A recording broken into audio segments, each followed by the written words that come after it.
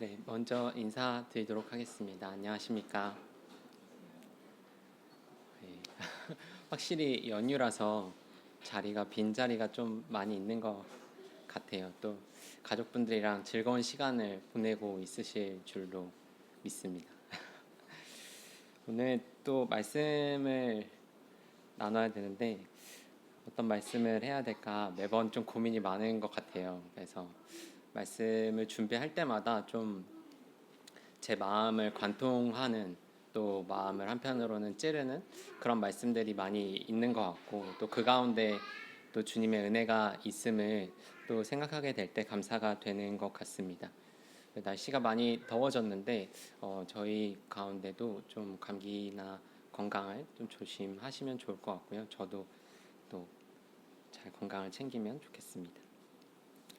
네, 오늘 말씀에 대한 부분은 구약 성경에 있는 룻기 말씀을 좀 나눠보려고 합니다. 룻기 말씀은 좀 길지 않은 장인데 사사기와 사무엘서 사이에 위치하고 있는 아주 작은 또 4장짜리의 책입니다. 그래서 사사기가 민족의 어떤 끔찍한 그런 안 좋은 이야기들이 다뤄지고 있는 반면에 사무엘서가 또 이스라엘 왕국의 탄생이라는 또 거대한 어떤 이야기, 스케일 이런 것들이 다룬다면 룻기는 그 가운데 좀 아주 작은 시골 마을에서 있는 좀 소소하고 한편으로는 좀 동화 같은 그런 이야기입니다.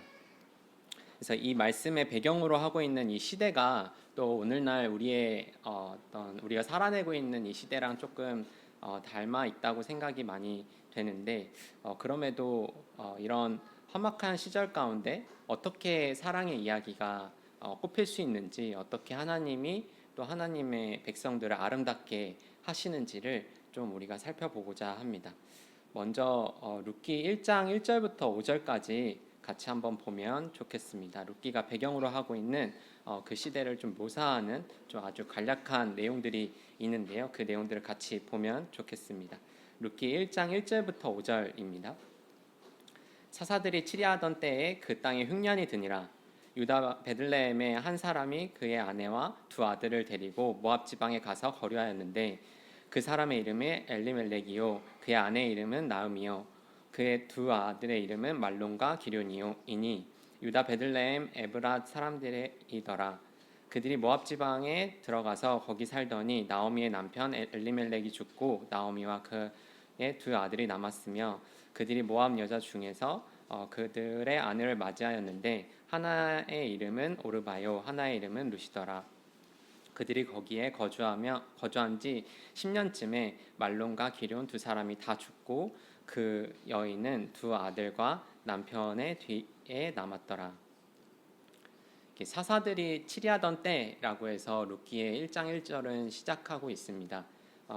이 배경을 조금 보시게 되면은 사사 시대의 어떤 특징들이 나타나져 있는 부분들이 있는데 그 앞에 있는 사사기 21장 25절에 아주 잘 요약이 되어 있습니다. 사사기 21장 25절에 보면 그때에 이스라엘에 왕이 없으므로 사람이 각기 자기 소견에 옳은 대로 행하였더라 라는 말씀이 나옵니다. 이미 하나님께서 그들 가운데 왕으로 또 목자로 또 인도자로 계셨음에도 불구하고 하나님의 백성들인데 영적인 면에서 왕이 없었다고 하던 그런 시대였습니다.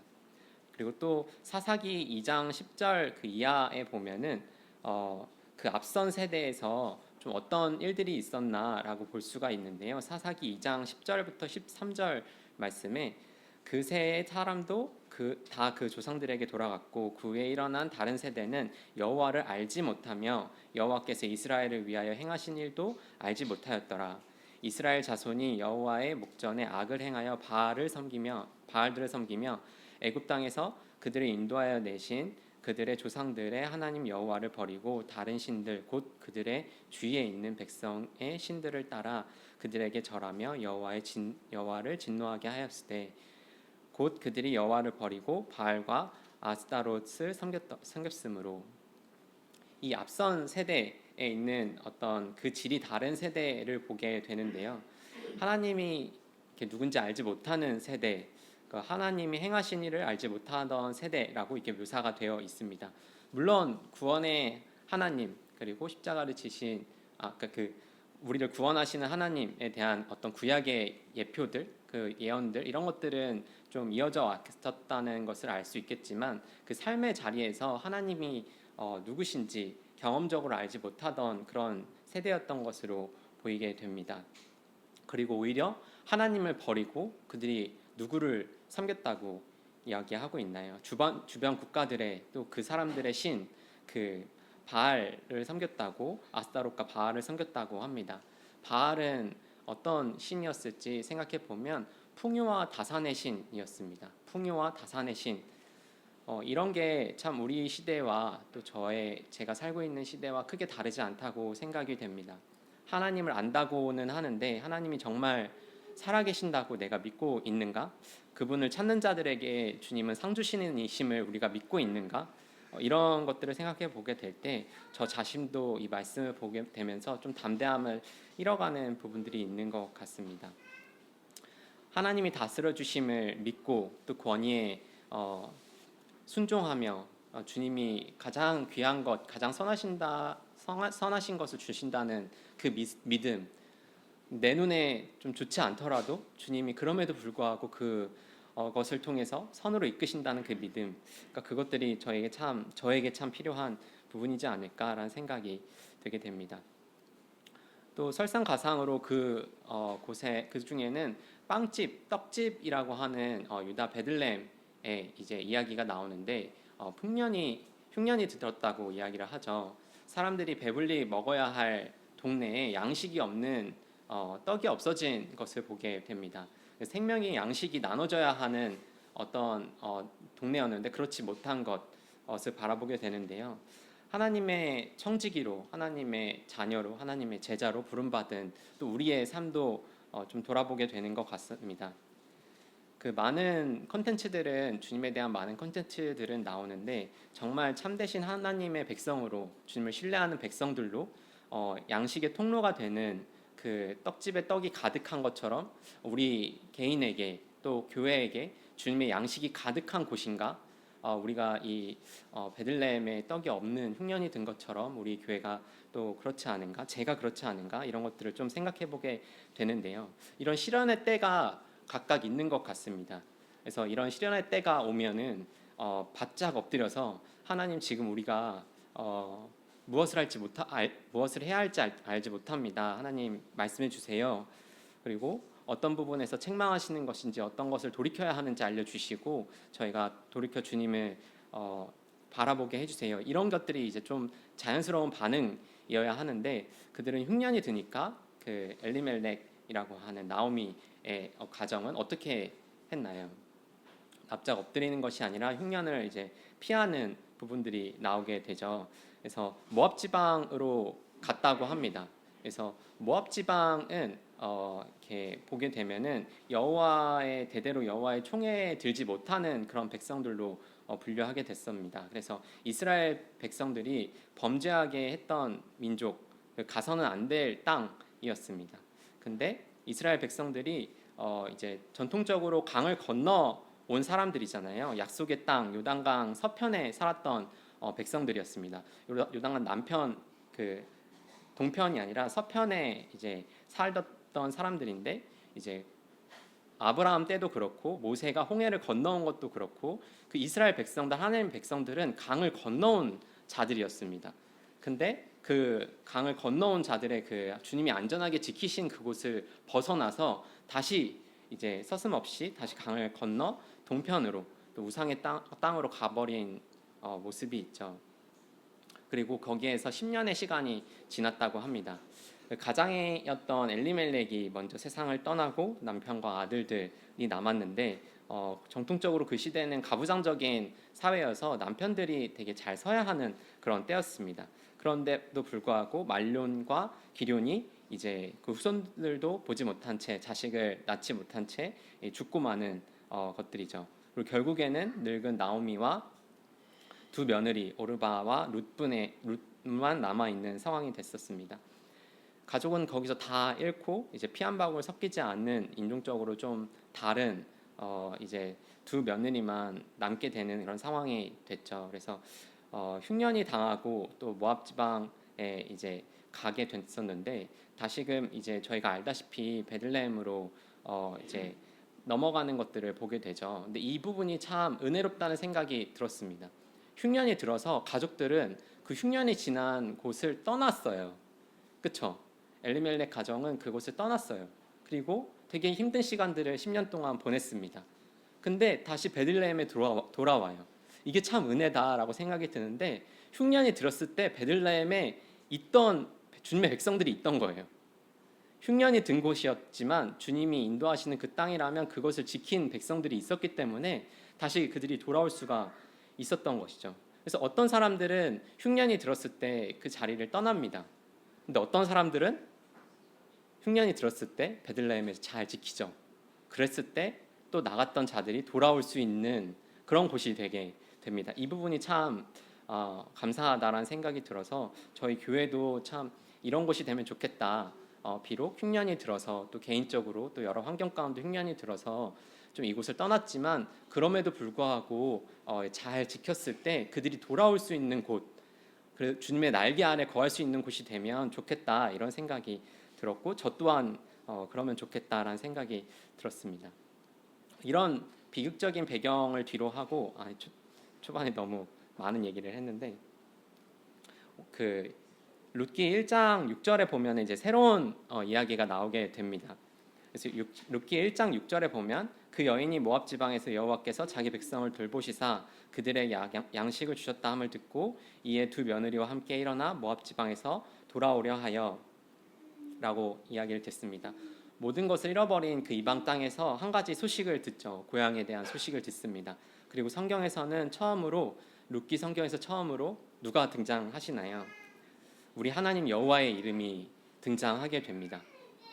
여호와께서 자기 백성들을 돌보셨다는 소식을 듣게 됩니다. 사실 이 10년 동안 베들레헴의 양식이 계속 없었던 것이 아니죠. 근데 벌써 여러 해 동안 흉년도 지나가고 하나님이 주시는 양식들이 이미 있었을 것입니다. 근데 마치 이 순간에 다 잃어버렸던 그 순간에 하나님의 여호와의 일들을 지금 보고 반응하게 되는 것이죠. 그래서 저는 오늘 이 말씀을 보면서 제가 제목을 좀 늦게 말씀드렸는데 여호와께서 자기 백성을 돌보시사라는 제목입니다. 오늘 주제는 여호와께서 자기 백성을 돌보시사. 그래서 왜 그것이 그들에게 처음 들린 것처럼 생각을 했었을까 했었을 때 많은 세월을 겪으면서 환란을 겪으면서 마음 가운데 좀 새로운 꿈들이 좀 꿈틀거렸던 것이 아닌가. 여호와 그래 흉년을 주셨던 분이 여호와지. 근데 우리를 이렇게 가정과 남편과 그 자식들을 잃었던 것이 하나님의 이제 손길이지. 근데 그럼에도 불구하고 주님 다시 채우시는 분이시지라는 소식을 들었을 때 다시 돌아가게 되는 것이죠. 마치 어떤 성경 말씀이랑 비슷한지 생각을 해보게 될 때 탕자 이야기가 생각이 됩니다. 탕자가 아버지의 재산을 다 가지고 나가요. 근데 주엽 열매도 잘 먹지 못하는 그런 상황이 됐었을 때 제일 낮아졌을 때 무엇을 생각하나요? 우리 아버지 집에는 주님의 곡식들, 주님이 주시는 것들이 풍성하게 있지. 그리고 아버지를 따르는 종들이 많이 있지. 그래서 내가 거기로 가서 그 종의 한 사람이라도 되어야 되겠다라는 생각으로 이제 아버지 집에 돌아가잖아요.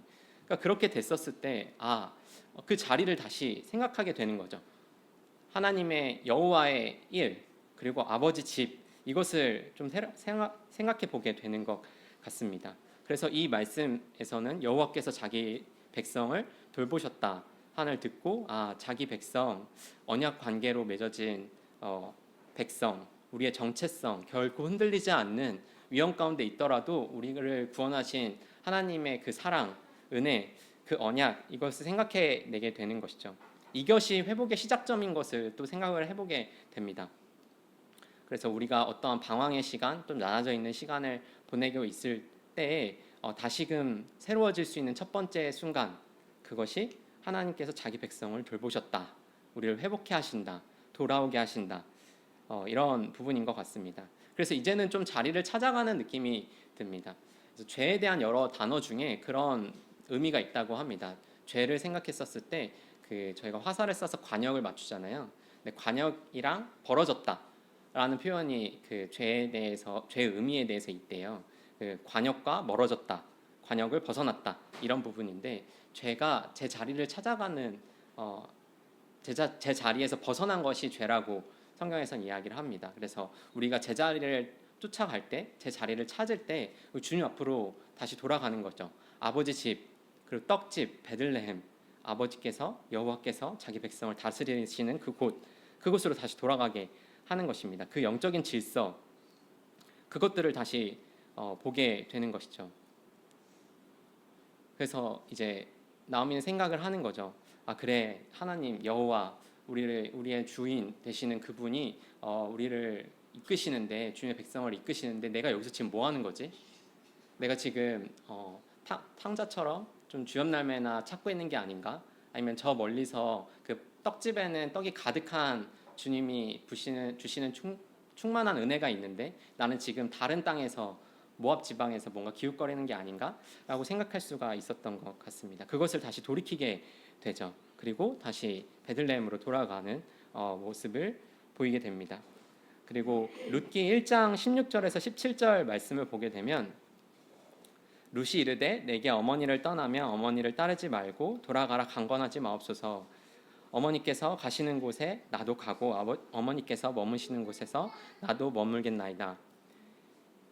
어머니의 백성이 나의 백성이 되고 어머니의 하나님이 나의 하나님이 되시리니 어머니께서 죽으시는 곳에서 나도 죽어 거기 묻힐 것이라. 만일 내가 죽는 일 외에 어머니를 떠나면 여호와께서 내게 벌 내리시고 더 내리시기를 원하나이다 하는지라. 이 고백을 들은 나오미가 이제 룻이 자기와 함께 하기로 굳게 결심한 것을 보시고 말리기를 그칩니다. 이방 여인의 어떤 마음, 그럼에도 불구하고 흔들리지 않는 그 마음을 가지고 룻은 나오미와 함께 그 발걸음을 옮기게 됩니다. 그래서 이 말씀을 보게 될 때도 때로는 저희에게 주시는 그런 그러니까 저희가 저번 주에도 먼저 된 자가 나중 되고 나중 된 자가 먼저 된다, 이런 말씀을 저희가 나눴었죠. 강단을 통해서 나눴었는데, 그런 말씀도 생각을 해보게 될 때 나오미나 아니면은 그런 사람들은 주님 안에서 오랫동안 있었고 주님의 은혜를 알던 사람들이에요. 근데 룻은 그렇지 않은 사람이었죠. 근데 다시 돌아와요.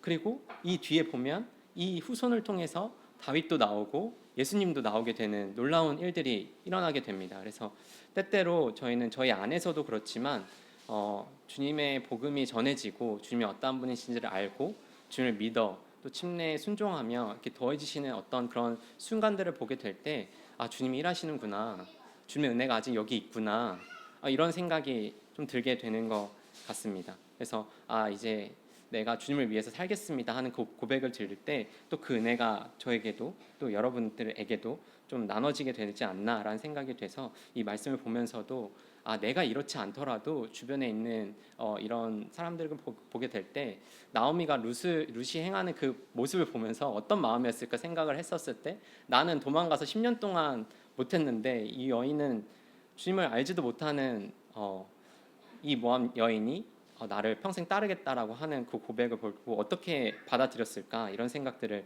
좀 해보게 되었습니다. 참 감사하고 위로되고 다시금 나도 주님을 따라야겠다라는 생각이 들지 않았을까라는 생각이 되게 됩니다. 조금 넘어가서 룻기 1장 20절부터 21절을 보게 되면 이제 나오미의 마음이 이제 보이게 됩니다.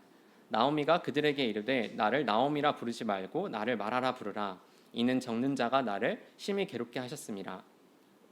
내가 풍족하게 나갔더니 여호와께서 내게 비어 돌아오게 하셨느니라. 여호와께서 나를 징벌하셨고 전능자가 나를 괴롭게 하셨거늘 너희가 어찌 나를 나오미라 부르느냐 하니라. 나오미가 자신을 이제 나오미라 부르지 말고 마라라 부르라고 합니다. 전능자라고 이제 주님을, 하나님의 이름을 전능자라고 다시금 고백하면서 자기의 삶이 실패하였고 하나님이 징계하셨다라는 것을 인정하면서 주님의 손길을 온전히 인정하고 또 회복하게 되는 것들을 이제 보이게 됩니다. 이 자리를 찾게 되는 거죠. 이제 떠났지만 그 떠남으로 인해서 주님이 나를 징계하셨고 주님이 전능자라는 그 사실을 기억하면서 주님의 전능자의 손길로 나를 다루셨고 징벌하셨다라는 것을 인식하게 되는 것이죠. 내 인생을 쓰게 하신 분, 내 인생을 비우신 분이 하나님이구나라는 것을 다시금 이야기합니다. 그럼에도 불구하고 하나님께 돌아오는 장면인 것이죠. 그리고 1장 22절에 보면은 그들이 보리 추수 시작할 때 베들레헴에 이르렀다라고 말을 하게 됩니다. 보리가 추수되는 이제 저희가 밤이 있고 아침이 있는 것처럼 밤에 여러 가지 뭔가 생각이 있더라도 아침에 일어나면 좀 새로워지는 것들, 그리고 좀 덥고 추운 여름과 겨울이 지나가면 이런 새로운 소생이 나는 것처럼 이제 봄이 오는 것들을 보게 되는데 이 이야기도 이제는 좀 봄이 오는 느낌이 되게 됩니다. 그래서 이제 2장에 들어서면서 새로운 땅에서 들어오는 이런 룻과 또 이런 이야기들이 보이게 되는데 그동안 1장에서는 조금 나오미의 이야기들이 많이 나왔지만 이 뒤에는 룻과 또 보아스라는 인물이 또 나와서 이제 이야기가 많이 되죠. 그래서 보아스라는 인물이 이제 나오게 되는데 보아스는 엘리멜렉의 친족이었고 재산이 많고 또 부유했던 사람이었습니다. 뿐만 아니라 인격이 되게 풍성한 또 선한 영향력을 지닌 그런 사람이었던 것으로 보게 됩니다. 근데 반면에 룻은 여전히 그 꼬리표가 있죠. 모압 여인 룻, 과부 룻 이렇게 있는 상황이었습니다. 근데 룻은 아무런 권리도 없고 이방 여인 그리고 뿐만 아니라 과부였습니다. 그런 상황에서 이제 베들레헴에 들어가게 된 거죠. 그리고 또 한편으로는 이 뒤에 룻이 되게 이제 나가서 먹을 것을 구해오는 장면이 나오는데 그 장면을 바라볼 때도 한편으로는 나오미가 하는 게 합당할 수 있잖아요. 그리고 자기가 이제 어쨌든 10년 전에 나오긴 했지만 나이가 좀 있어 보이고 그 전에 알고 있던 사람들도 많이 있고 좀 친척이나 그 주변 사람들한테 도움도 구할 수 있었을 텐데 나오미의 그 아픈 마음이 계속 있었기 때문에 룻이 이제 나가서 움직이기 시작하는 부분들이 있습니다. 그래서 2장 2절에 보면은 원하건대 내가 밭으로 가서 내가 누구에게 은혜를 입으면 그를 따라가서 이삭을 죽겠나이다라고 말합니다. 룻의 인생이 결국 하나님의 은혜의 영역에 라는 것을 이제 깨닫게 되는 부분인데요. 인생의 여러 어려움들을 겪었더라도 내가 누구에게 은혜를 입으면 이 말을 하면서 이제 나가는 거죠. 내가 누구에게 은혜를 입으면 내가 살겠다라는 마음으로 나가는 것이죠. 그래서 혼자 힘으로 뭔가 개척해 나갈 수가 없는 그런 현실적인 부분들, 가부장적인 그런 세대, 그리고 과부, 이방 여인 이런 타이틀을 가지고 사람들이 얼마나 많은 얘기를 했었겠어요. 저 여인은 뭐야? 뭐 이렇게 생각할 수도 있고 또 한편으로는 어떤 범죄를 당할 수도 있는 그런 상황이었는데 그 누구에게 은혜를 입는 것을 힘입어서 나가게 되는 것이죠. 저도 이제 삶이란 건 잘 모르지만 삶이란 게 참 은혜이고 또 우리가 주관할 수 있는 게 참 하나도 없구나라는 생각이 되게 됩니다. 그래서 때로는 이 룻의 발걸음처럼 우리가 은혜를 입어야 되겠다. 주님의 은혜 그리고 성도님들의 은혜가 필요한 순간에 가난한 심령으로 나올 때가 있는 것 같습니다. 그럼에도 불구하고 용기를 내서 주님이 인도하신 그 땅에 서는 것이죠. 그런 은혜를 이제 구하게 되면서 또 이제 나가는 것들이 참 인상이 깊은 것 같습니다. 참 담대하죠. 정직했습니다. 뭔가 숨기거나 그런 게 아니라 잠언 11장 3절에 보면은 찾진 않겠지만 정직한 자의 성실은 자기를 인도하거니와 사악한 자의 패역은 자기를 멸망하게 하느니라라고 합니다. 그래서 룻은 그 책임을 회피하지 않고 두렵지만 용기를 내서 그 한 걸음을 가려고 했던 그 정직한 부분이 있었죠. 그리고 그의 성실을 주님이 기쁘게 보시고 그의 걸음을 인도하신다고 믿어집니다. 그래서 마침 보아스가 베들레헴에부터 나와서 이제 완벽한 타이밍이 이제 인도되는 것을 보게 됩니다. 그 구체적인 내용이 이제 룻기 2장 14절부터 16절을 보게 되면 그 이야기가 나오게 됐는데 룻이 보아스의 밭에서 구체적으로 어떤 은혜를 입었는가, 어떤 보호를 받았는가라는 것을 구체적으로 보게 됩니다. 참 은혜가 있는 말씀 구절인데요. 룻기 2장 14절부터 16절 말씀을 보면 식사할 때 보아스가 룻에게 이르되 이리로 와서 떡을 먹으며 내 떡 조각을 초에 찍으라 하므로 룻이 곡식 베는 자 곁에 앉으니 그가 볶은 곡식을 주매 룻이 배불리 먹고 남았더라. 룻이 이삭을 주우러 나갈 때에 보아스가 자기 소년들에게 명령하여 이르되 그에게 곡식 단 사이에서 죽게 하고 책망하지 말며 또 그를 위하여 곡식 다발에서 조금씩 뽑아 버려서 그에게 죽게 하고 꾸짖지 말라 하니라. 보아스는 어떤 사람이었죠? 이게 지주죠, 지주. 그래서 많은 소작농을 거느리고 있는 어떤 사람이었습니다. 근데 여기서 나오는 보아스의 첫 마디가 되게 놀랍습니다. 이 앞에 보면은 보아스가 베는 자들에게 이르되 여호와께서 너희와 함께하시기를 원한다라는 말이 나옵니다. 그리고 그들이 대답하되 여호와께서 당신에게 복 주시기를 원합니다라고 이야기를 해요. 이렇게 좋은 회사가 있으면 얼마나 좋을까 이런 생각도 들게 되는데 사장님이 지나가다가 오늘 여러분에게 하나님의 은혜가 있기를 원합니다. 하나님의 복이 여러분들에게 있기를 원합니다 하고 직원들도 또 사장님에게 하나님의 여호와께서 당신에게 복 주시기를 원합니다. 이런 장면이에요. 아침에 인사하는데 뭐 이런 장면이 펼쳐지는 곳인 거죠. 참 그분의 그러니까 보아스의 어떤 인품이 되게 넉넉하고 참 사람들을 잘 이제 빌어주고 복을 주는 사람이 아니었을까라는 생각이 되면서 우리도 이런 삶을 좀 본받을 필요가 있겠다라는 생각이 되게 됩니다. 그래서 5절에 보면은 보아스가 룻을 보면서 이 소녀는 누구냐라는 이야기를 하게 되고 또 종들이 꽤 많았을 텐데 그럼에도 불구하고 보아스의 눈에는 룻이 보이는 것이죠. 그에게 시선이 갔습니다. 그걸 발견해낸 거죠.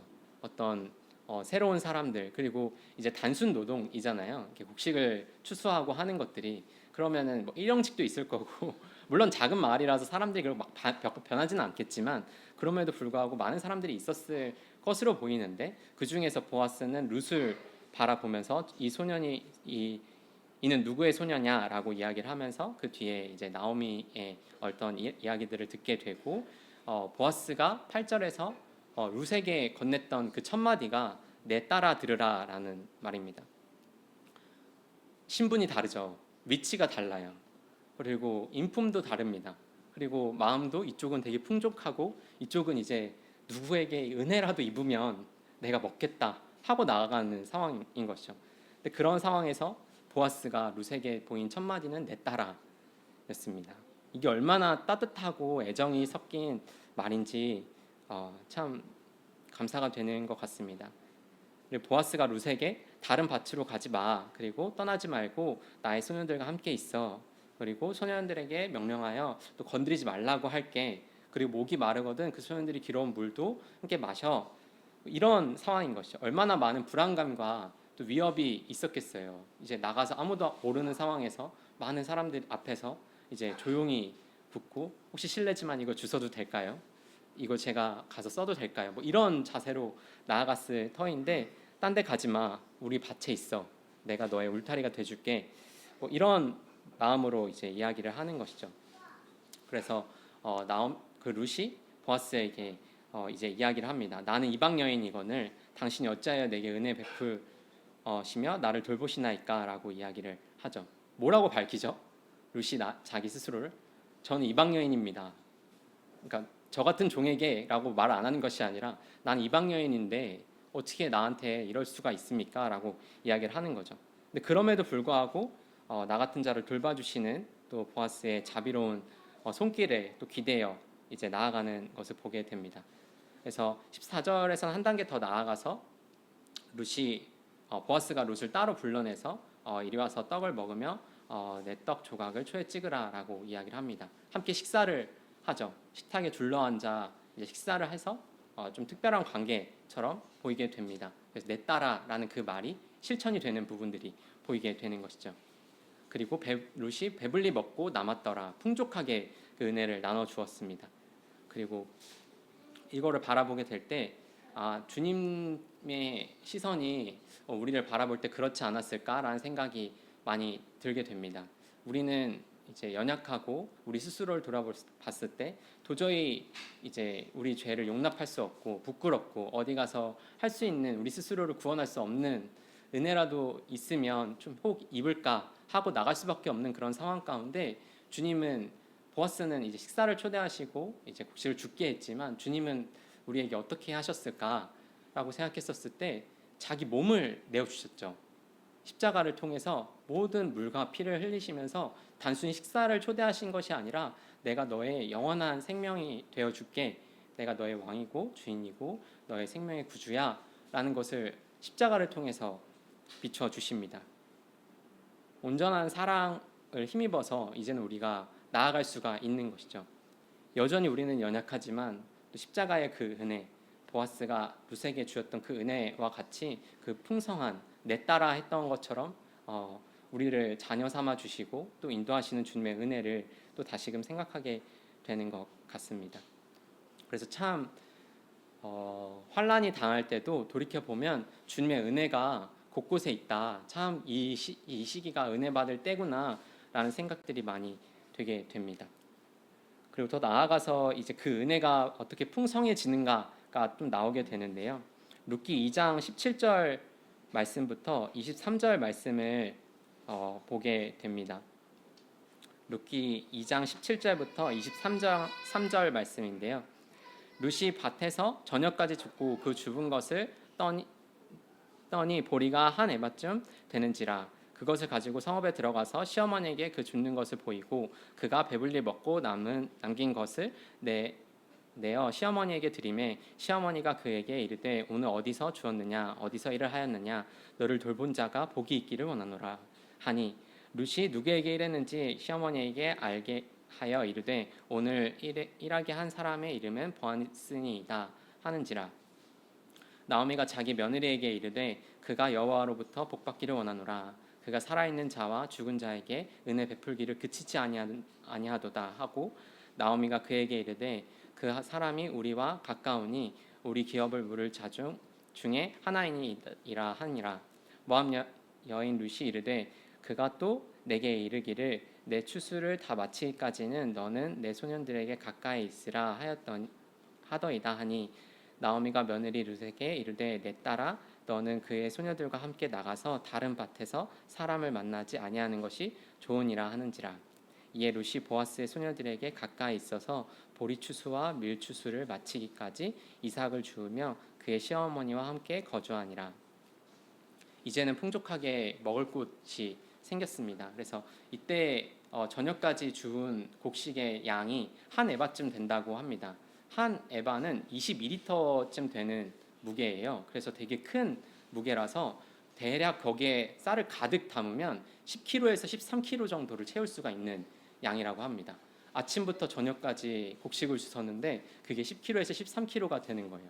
그래서 이제 되게 저희가 뭐 대가족이 있는 집에 이제 마트에 가면 10kg 쌀을 사고 뭐 이렇게 하잖아요. 1인 가구 같은 경우는 뭐 1kg, 3kg 뭐 이렇게 하는데 이날 주운 것이 10kg에서 13kg 아주 넉넉한 것을 보게 됩니다. 식사 자리에서도 넉넉히 먹고 남았죠. 근데 곡식을 주셨는데도 되게 많은 양을 넉넉히 가져갈 수 있었습니다. 되게 풍족한 어떤 은혜가 있었죠. 그리고 그 시어머니에게 이제 이야기를 하면서 시어머니의 반응, 그 심령이 어떻게 되나요? 그 앞에서는 자기를 말하라 하라, 주님이 나를 치셨다, 나를 징계하셨다 이렇게 이야기를 하는데 이때는 나오미의 심령이 회복이 됩니다. 어떤 소극적인 것이 아니라 오늘 어디서 주었느냐, 어디서 일하느냐 했을 때 또 보아스를 이야기하면서 여호와께서 그에게 복 주시기를 원하노라, 너를 돌본 자에게 복이 있기를 원하노라 라고 이야기를 합니다. 그리고 그걸 통해서 이제 다른 곳에서 일하지 말고 그의 밭에서 일할 수 있도록 이야기를 하죠. 그래서 주님의 은혜가 이렇게 풍족하게 나타나는 것을 보게 됩니다. 그래서 우리가 이제 이런 부분을 보게 될 때 우리는 일반적으로 은혜 입기를 구하죠. 근데 한편으로는 자기 스스로 하려는 것들도 많이 보이는 것 같아요. 근데 그럼에도 불구하고 우리가 어떤 곳에서 은혜를 입으면 이 은혜를 잘 생각할 수 있는 것이 필요하다고 생각합니다. 이 나오미의 반응이 누구한테 이렇게 됐어라고 했었을 때 그렇구나. 그럼 이제 우리가 살겠다. 이런 지향점이 아니죠. 우리가 이제 먹을 게 생겼네. 우리는 이제 안전하겠네. 이렇게 안쪽으로 퍼지는 게 아니라 나에게 이 공급을 해주시는 분, 우리에게 이 먹을 것을 주신 그 은혜를 나눠주신 분이 누구냐라고 했었을 때 그분이 복받기를 원한다라고 하는 거예요. 그러니까 이게 은혜의 선순환인 거죠. 우리가 주님께 은혜를 입으면 그 은혜를 힘입어서 이제 주일 앞에 나와서 떡과 잔 앞에 만찬 예식을 참여를 하죠. 주님 예배를 드리고 주님을 찬양하고 그 힘을 힘입어 주변에 있는 성도들에게 은혜를 나누고 사랑하고 이런 것들이 자연스러운 반응인 겁니다. 주님이 이런 기쁨에 또 참여할 수 있게끔 해주신 것이죠. 그리고 이 뒤에 이제 결혼에 대한 부분, 어떤 만남에 대한 부분에 있어서도 나오미가 이제 룻에게 많은 것들을 이제 인도하는 것을 보게 됩니다. 3장에는 그런 내용들이 많이 있죠. 좀 넘어가서 시간이 이제 많지 않기 때문에 넘어가서 룻기 4장 말씀을 보시면 이제 아무개라는 사람이 3장에선 나오죠. 그래서 그 아무개가 어쨌든 더 먼저 기업물을 자로 이제 나오게 됩니다. 그래서 엘리멜렉 가정에서 기업물을 자로 아무개라는 사람이 보아스보다 먼저 이제 서열이 있는 것이죠. 그 촌수라고 하면은 그 앞촌이 있는 겁니다. 그래서 그것들이 있는데 아무개가 만약에 그걸 포기한다면 이제 보아스가 그걸 받아서 이제 내가 책임지겠다 했던 장면들이 앞에 나오고 이제 룻기 4장에서는 그 결과가 어느 정도 나오게 됩니다. 룻기 4장 5절에서 6절에 보면은 보아스가 이르되 내가 나오미의 손에서 그 밭을 사는 날에 곧 죽은 자의 아내 모압 여인 룻에게서 사서 그 죽은 자의 기업을 그의 이름으로 세워야 할지니라 하니 그 기업물을 자가 이르되 나는 내 기업에 손해가 있을까 하여 나를 위하여 물으지 못하므로 내가 물을 것을 내게 물으라 나는 물으지 못하겠노라 하는지라 라고 이야기를 합니다. 여기서 있는 이 아무개라는 사람이 나와서 먼저 기업을 물을 것인지를 물어보는 장면이 나오게 되죠. 근데 만약에 이 기업 물을 자가 이것을 물게 되면 자기 땅에 있는 어떤 내 이익을 가져가는 것이 아니라 내가 손해가 있을까 하여 그것을 포기하는 장면이 나오게 됩니다. 그래서 보아스가 이 일을 명확하게 아무개한테 이야기를 해주죠. 너는 이익을 가져가는 게 아니야. 내가 취하게 될 아내는 모압 여인이고 죽은 자의 아내야. 그 땅을 산다고 할지라도 그는 죽은 자의 기업을 그 이름으로 세워야 하는 거야 라는 것을 분명하게 이야기를 합니다. 이랬을 때 그 친족 아무개가 발을 빼죠. 나는 아무런 이득이 없네. 6절에 보면은 내 기업에 손해가 있을까 하여 나를 위하여는 물으지 못하겠다라고 이야기를 합니다. 이 어떤 관계에 있어서 손해를 계산하고 뒤로 빠지는 것들을 보게 되죠. 근데 또 거꾸로 보게 되면은 보아스가 아내야 이제 그 룻을 아내로 맞이한다는 것은 보아스도 이와 같은 손해를 감수하는 부분이 나옵니다. 기꺼이 같이 희생하고 손해를 감수하는 어떤 부분에서 이제 태도가 보이는 것이죠. 자기 유익을 구하지 않고 나를 위하여 당신께서 친히 값을 치르려고 그걸 감당하시는 것을 보게 됩니다.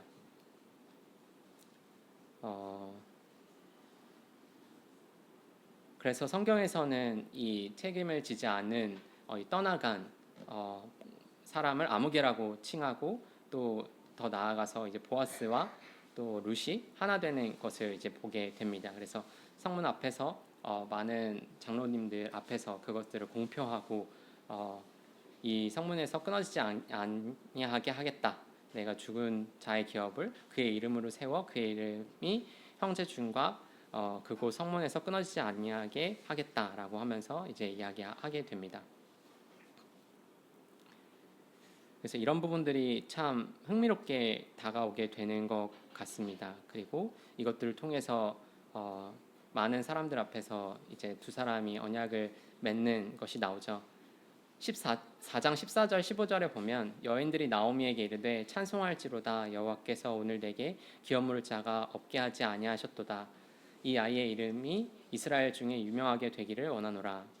이는 내 생명의 회복자이며 내 노년의 봉양자라. 곧 너를 사랑하여 7 아들보다 귀한 내 며느리가 낳은 자로다 하니라. 라고 해서 이 뒤에 마침내 오벳이라고 하는 자녀가 생기게 됩니다. 오벳이라는 그 뜻은 섬기는 자라는 뜻입니다. 그리고 이 뒤에 있는 서열이 나오게 되죠. 오벳을 낳고 그 다음에 그 부분에 그는 다윗의 아버지인 이새의 아버지였더라라고 나오게 됩니다. 그 보아스의 가정에 자식이 나요. 오벳, 섬기는 자. 그리고 그 다음은 이새가 나옵니다. 다윗의 아버지. 그 다음에 다윗이 나오죠. 그 다윗의 혈통의 끝에 또 누가 있습니까? 예수 그리스도. 그 언약의 백성들이 계속해서 나오게 되는 것이죠. 그리고 이 말씀을 보게 될 때 나오미가 초반에는 나를 말하라 하라 이야기를 했지만 여기에서 여인들이 나오미에게 찬송을 하죠. 여호와께서 오늘 내게 기업 물을 자를 없지 아니하게 하셨다. 그리고 이 아이의 이름이 이스라엘 중에 유명하게 되기를 원하노라. 그 뜻대로 됐습니다. 축복받는 거죠. 이제 내가 다 없어서 아무것도 없이 다시 고향 땅으로 은혜 받을 만한 곳으로 이제 갔는데 이제 나중에는 주님의 인도하심을 따라가다 보니 그 끝에는 이것이 다 회복돼서 내 생명의 회복자이며 내 노년의 봉양자라라고 이야기를 하면서 그 며느리가 주님 안에서 주님의 생명들을 잉태하게 됩니다. 그래서 이런 말씀들을 보게 될 때 주님이 우리를 어떻게 인도하시는구나 라는 생각이 보게 됩니다. 우리를 그 흑암의 권세에서 건져내서 그의 사랑의 아들의 나라로 옮기셨다라는 말씀이 골로새서에서는 나오죠. 그가 우리를 흑암의 권세에서 건지셨대요. 그리고 그의 사랑의 아들의 나라로 옮기셨다고 합니다. 건지신 것만으로도 감사한데 사랑의 아들의 나라로 옮기셨다고 합니다. 그 사랑이 풍성한 곳, 은혜가 풍성한 곳, 그곳에 주님이 거할 수 있게 하시는 것이죠. 그래서 이런 사랑, 이제 우리가 보아스의 어떤 태도, 어떤 마음, 그의 성실을 바라보게 될 때 우리도 참 어떤 주변에 있는 사람들을 이렇게 사랑하고 세워주고 함께 동행하고 할 수 있으면 참 좋겠다라는 생각이 됩니다. 그리고 로마서 말씀을 보게 되면은 로마서 8장 28절에 보면은 하나님을 사랑하는 자 곧 그 뜻대로 입은 자들에게는 모든 것이 협력하여 선을 이루느니라라는 말씀이 있습니다. 그래서 이런 것들을 보게 될 때 주님이 지금 당장 나에게 어떤 고난이나 힘든 것을 주셨더라도 주님이 그것을 선으로 인도하신다. 그 끝에는 하나님을 사랑하는 자, 하나님의 뜻대로 행하는 자에게는 주님이 모든 것을 협력해 선을 이룬다라는 말씀이 참 위로가 되는 것 같습니다. 요한일서 2장 17절에 보면은 이 세상도 그 정욕도 지나가되 오직 하나님의 뜻을 행하는 자는 영원히 거하느니라 라고 이야기를 합니다. 되게 짧지만 좀 풍성한 책인 것 같다는 생각이 들었습니다. 그래서 저도 이 말씀을 보면서 참 이제 말씀을 전하는 이 자리에 설 때마다 좀 위축이 돼요. 사실은 어떤 말씀을 나눠야 될까, 나 같은 사람이 이제 나눠도 될까라는 생각들이 많이 드는데 한편으로 주님의 말씀을 또 읽다 보면 주님이 이런 은혜를 부어주시는 것이죠. 우리 스스로는 자랑할 게 아무것도 없고 다 연약하고 사람들이 보기에는 더럽고 힘든 것들이 많이 있지만 그럼에도 불구하고 주님 은혜 가운데 초대하시고 자기의 백성들을 다시 세우시는 그런 놀라운 은혜가 있는 것을 보게 됩니다. 그래서 우리도 주님이 저희를 인도하시는 가운데 곳곳에 이런 은혜를 숨겨 두셨을 거예요. 그래서 지금도 그 은혜가 여러분들 곁에 또 저희 곁에 있을지 모릅니다. 그래서 주님의 은혜를 잘 찾으시고 주님의 은혜를 바라시고 또 은혜를 입으면 그에 따라서 은혜를 나누기를 화답하시고 또 나아가셔서 주님의 은혜 가운데 또 복된 삶을 사시는 또 여러분과 제가 되면 좋겠다라는 생각이 됩니다. 주님 참 선하시고 또 인자하시고 사랑이 많으신 분이심에 또 감사가 되고 우리의 어떠함이 아니라 주님의 어떠함으로 우리를 다루신다는 그 은혜가 참 감사가 되고 위로가 되는 것 같습니다. 잠깐 기도하시고 그다음 그 말씀 마치고 다음 시간으로 넘어가도록 하겠습니다.